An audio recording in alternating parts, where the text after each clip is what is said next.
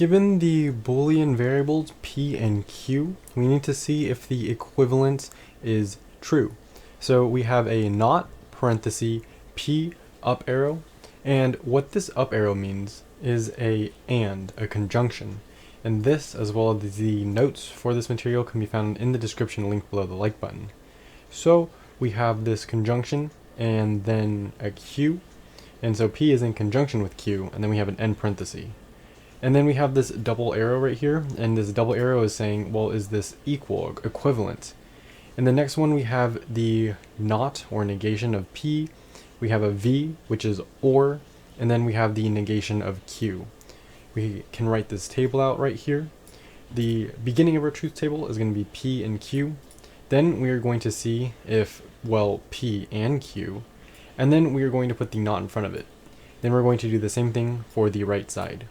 So filling in our truth table, we know we always start with a 0, 0, and then next we are going to have a 0, 1, and then next we are going to have a 1, 0, and lastly we will have a 1, 1. Now knowing this, we can fill in the rest of our table. So P and Q.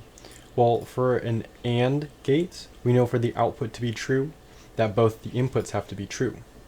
So this is false, this is false, this is false, and only this is true because these two inputs are both 1. Next, we are going to negate this since we have a not outside. So this is going to be 1, 1, 1, and this will be 0. Next, we have a not P. So we're going to take this whole column and we are going to negate it.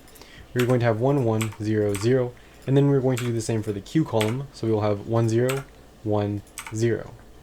Now we are going to look at these two and see if they are OR to each other. So in here, we know that the OR gate will output only if at least one of our inputs is on. So we need to have a truth for at least one input. We see that we have truth for both of these, so we will have a 1 output. Truth for the P, this will be an output. And then we have a truth for this not Q, so this will be an output. The only one where we don't have an output is this last one, so we're going to have 0. Now this column and this column is what we need to pay special attention to, because our question is asking us if these are equivalent. And well, we've proven that they're equivalent via the truth table. So yes, this is true.